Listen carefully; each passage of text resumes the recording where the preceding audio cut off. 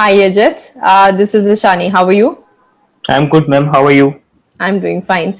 Yajit, can you give me a brief introduction about yourself? Right. So my name is Yajat Goswami, and in 2018, I completed my BTech from Guru Gobind Singh Indraprasth University in Delhi in Okay. branch electrical engineering. Then for quite a year, I took a break sort of thing for volunteering and stuff. Then this year in February, I thought of switching my career to data science, and then I started the course and studying about data science. All right. Why did you pick data science as a career choice? So, ma'am, to be honest, firstly, it was like in the trend it was going. So I thought of looking at it like what it is, why is it trending and all. Then I looked at the things which are required as a data scientist. So the foremost thing which appeared on the Google was that analytical approach to solve the problems, and if you are able to solve brain teasers, problem solving skills. These were the things which attracted me, and logical mindset. So basically, during BTech, which we thought was that whatever you are studying is Mm-hmm. being applied. But over here, it was more of a, every problem is new and kind of a solution has to be different from the previous one. So it was something like you have to think about it again from a basic. So Okay. more than rote learning, I was able to see it like as a, I have to apply some skills. So that was kind of attractive for me. And then I started it. All right. Uh, I hope now that you have been, reading about data science and you are studying data science. I hope you also understand that what is data visualization and that it has become very popular since couple of years. So Right. this interview is going to be about reporting and dashboarding. That's what we are looking for right now. So let's ask the first question, which is what is your understanding of a dashboard? Sure, ma'am. So dashboards are basically a graphical representation of which gives an insight into the data, right? Hmm? And it always depends on the requirements of the end user, what they want from the data. So we can also call it as a graphical user interface. Like Okay, for correct. example, we see a car dashboard, right? Over there, we see a speedometer, an odometer, a fuel indicator. So it's quite intuitive that nobody needs to tell you, right? Say, hey, over there you'll see the speed. Over there you will see the distance traveled by the car. Over there you will see the fuel indicator. It's quite obvious that it's quite easy to read for the end user, for the driver. So a dashboard is something which stores information. It kind of displays the information, and it's easy to use basically Right. for the And end why do you user. think dashboards have become so popular in the industry now? See, ma'am, the reason lies behind why data science is becoming popular. The same reason is why dashboards are becoming popular. If, as a data scientist, everybody is understanding nowadays the importance of the data, right? What data can give us, what insights Mm-hmm. it can give us, what importance to business it can give us.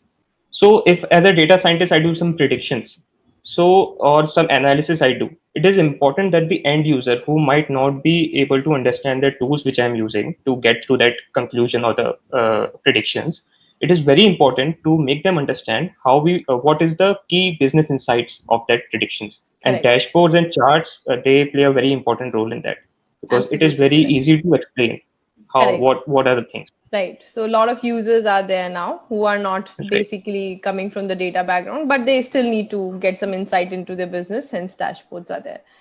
Okay, Right, let's ma'am. say you are working like a consultant for this company, and what are the typical steps that you take in order to create a dashboard? Like, how do you proceed? What is your basic process of creating dashboard?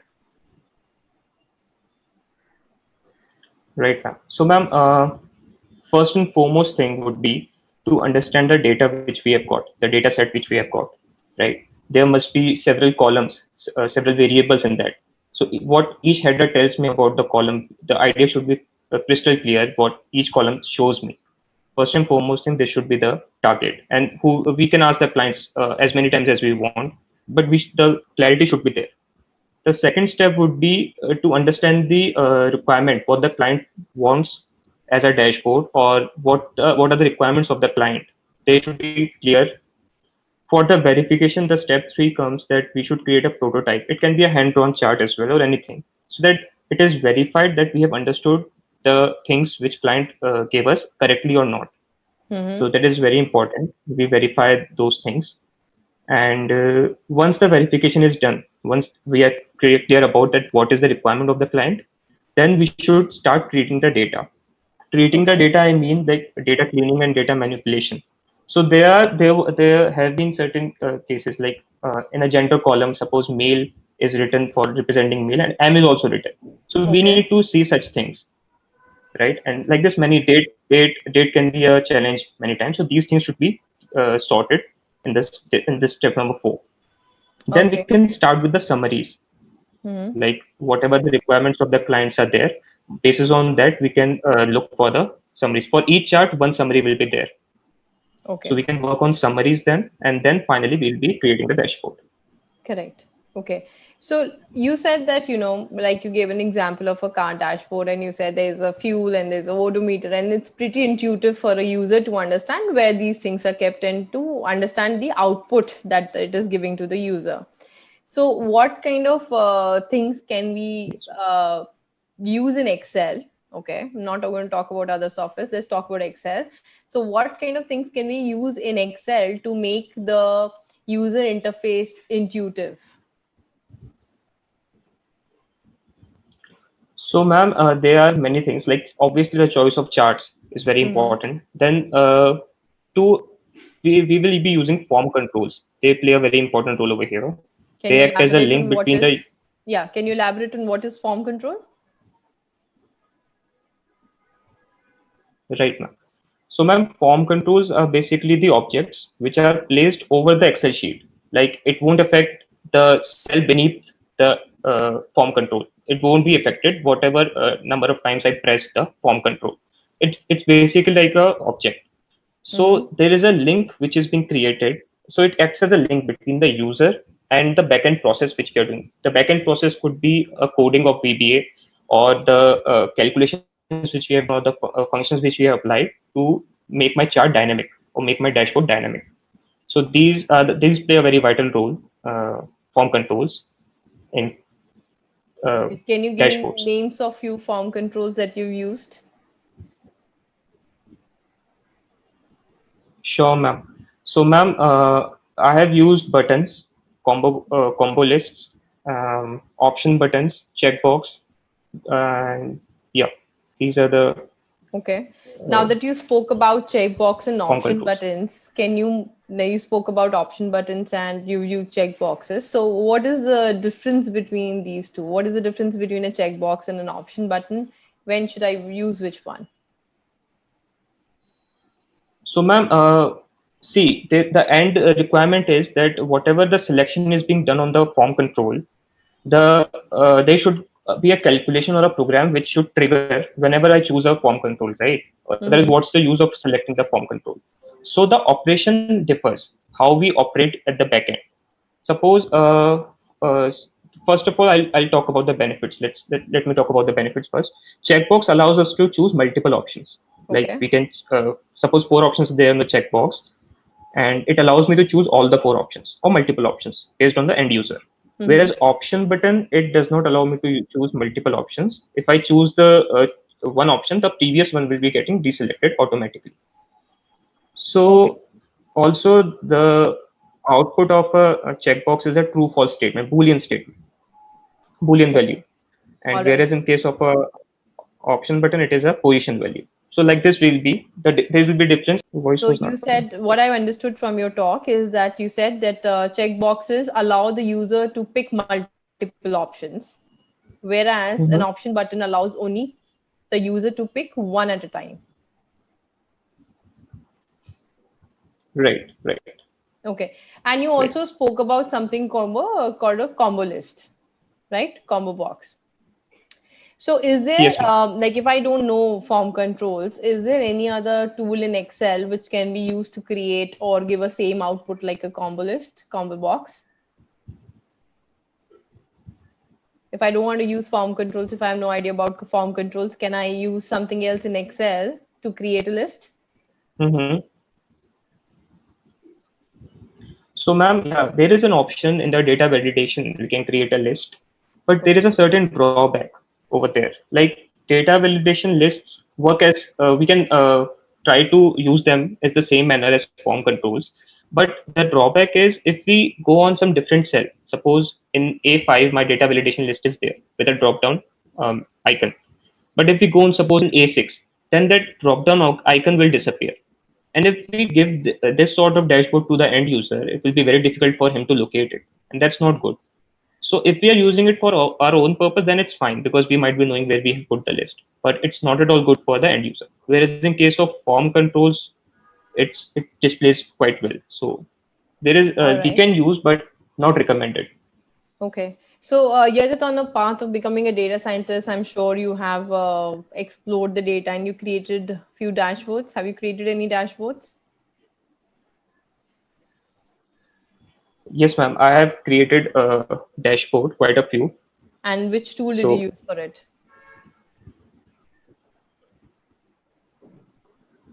ma'am, I used Excel and VBA All right, great. for Is dashboards. okay. Is there a project that you can exhibit or you want to talk about where you have used these form controls and created a dashboard? Sure, ma'am. May I share my screen for that? Yeah, yes, please. Is it Okay. visible? Yes, it is. Can you explain it? So, Can you ma'am, briefly should do go you through want it? me to? Yes, just go through it Yeah, in a very brief manner. yeah. So, ma'am, this was the data. This is the Okay. salary data of many employees, and these are the various columns. As you can see, the unique ID which shows the employee IDs. Timestamp is the time and the date when the salary data for all these employees was taken. Okay. It's in US dollars, and job titles corresponding to each employee, the job type corresponding to each job title, country from where the employee belongs, and the number of hours they contribute per day on Excel tool. Okay. This was the whole data set. What was the requirement is this. So the client wanted to see on the basis of countries, as you can see on x-axis, he wanted Mm-hmm. to see number of job roles for the particular job type. As you can see on the combo list which I've created, it shows me different job types, right? So on the selection of this job type, my chart would change, which will show country-wise number of jobs as well as average salary. Average salary, ma'am, it is visible on the secondary axis, as you can see on the right end of the chart in US dollars. Okay. Could you change And the title? Yeah. yeah, so Okay. Good. And what is this button called countries with non-zero values? so ma'am, as you can see over here, like it is showing me those countries as well where this job role is not present at all, Mm-hmm. and our end user, our client doesn't want to see these. So for this, I have created this button, and this button basically, when I click it, it triggers the program at the backend, and then it will show me only those countries where at least one job role is present for this particular job type. Wonderful, wonderful. That really And helps the end user to concentrate on the data because otherwise there were a lot of countries. So this is a good thing. exactly, ma'am, exactly. And there was one more thing which was required was the top five countries Mm-hmm. for the particular for the particular job type. Okay. So this chart is also dynamic. It as soon as we trigger that button, this gets Mm-hmm. automated and it shows me the top five. This Okay. was quite challenging, but yeah. So why was it challenging? Go ahead. Why was it challenging? So, ma'am, both of these things were challenging actually.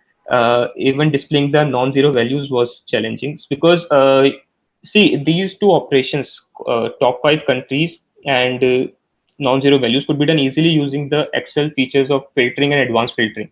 Mm-hmm. But now I want them to program it in such a way that on the basis of the selection of from this um, uh, combo list, my chart should generate non-zero values in top five countries. So for this, a program was written at the back end, and these two, like top five countries and non-zero values, two different programs were written, and then I combined both of these programs into a single program, And then Okay. for that single program, I created this button list so that for the end user, he doesn't have to press the button twice. Only just one Okay. single click and both the charts get changed. All right. Can you scroll down to the top five countries? You have said top Yes, five, ma'am. but I do look at six countries. Am I looking at six countries? Yes, ma'am. So this was also a challenge only. So if we have done it a much simpler way, so it won't show. So suppose over here, if you see a slight difference is there in Israel and Philippines. Mm-hmm. South Africa and Philippines have the same value. Israel is different. UK, US, and India are different. So it Okay. counts to three. Four of Philippines and South Africa same, and fifth one is Israel. So top All five right. means, ma'am, top five values corresponding to each country. Mm-hmm. So even if the values are shared by two or three countries, same values they're having, then it should display, right? That's what our idea is. So even if there's seven or eight, it should display all. So that's what Correct. this chart is about. Okay, so I got it. So Depends on the value, basically, number you're of jobs. saying, On that yeah, so basis, we if have the, created. all right, so I understood. So basically, you're saying if the two countries have the same number of jobs, they would be pulled together in the same rank. The Right, ranking is right. the same, so both the countries should be pulled. And on the secondary axis, you have the average jobs. All right. What do you call this kind of Yes. chart where you have a column chart as well as a line chart? Is there is a name, specific name used for these kind of charts? What is it called? I might be wrong, ma'am, over here, but I guess it is a combo chart because it has two uh, components of chart combined, like line graph and a Correct. column chart. Yeah. Right. So you're not wrong. You're correct. It is a combo chart because it takes a combination of more than one chart. Yeah. Great. So there was a lot of technical things that were involved in it, like you explained, pulling the countries of the same rank, getting rid of the countries which had zero positions and all. So this is a Yes. technical part. Now let's talk about the aesthetics because we understand the dashboard is used for an end user and the product that you are creating for their easy understanding of their own data, right? They don't need an analyst.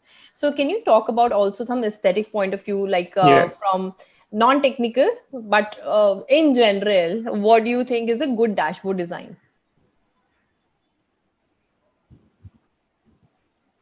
So, ma'am, yeah, from aesthetic point of view, it should be like whenever the end user looks at it, he should not be irritated by it. Like the colors we use should not irritate their eyes, and Okay. it should not be too clumsy or cluttered, like too many charts combined in one single dashboard. This should not be the scene. And so, and it should always be easy to navigate, right? It should be self-explanatory, should be obvious. The dashboard should be so obvious that the end user doesn't feel like he doesn't have to think much where to find what. It should be that the labeling should be such, and the uses of form controls, when to use list and when to use option button checkbox should be so it's smartly done. Like it creates a good outcome. Like it's very easy for the end user to navigate and to use.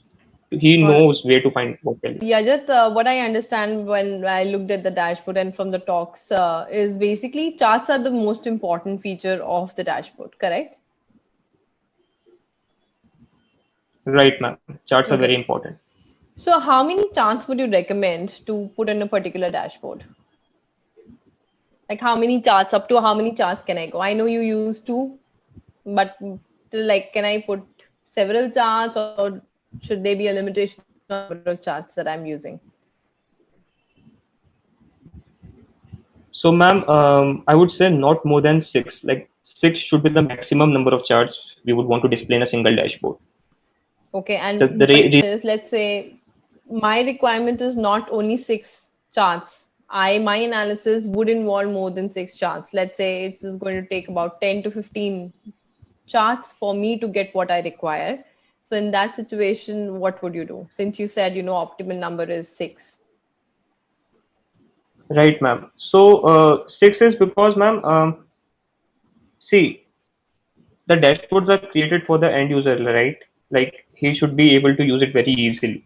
If there are more than six charts, and suppose he misses out to scroll down, so he'll be missing out the data, right? First thing is Mm-hmm. this: if we put, but suppose there is a situation where we need to put more than six charts, then the idea is to divide the dashboard into multiple sheets. We will segregate it.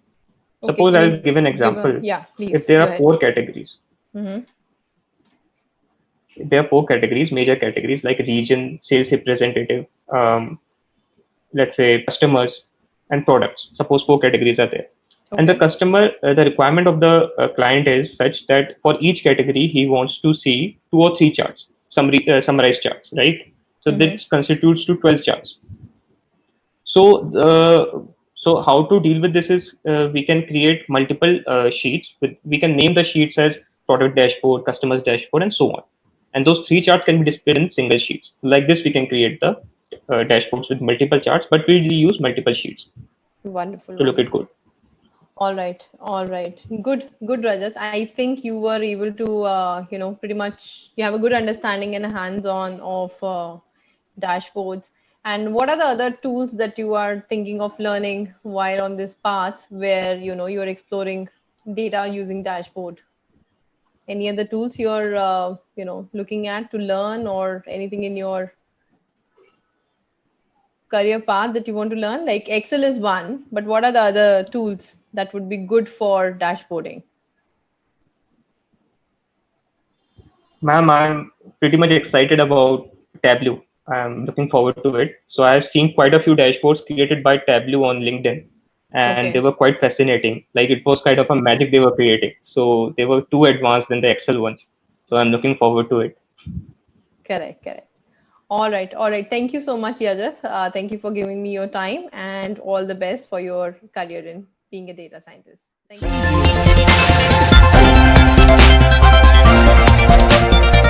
you.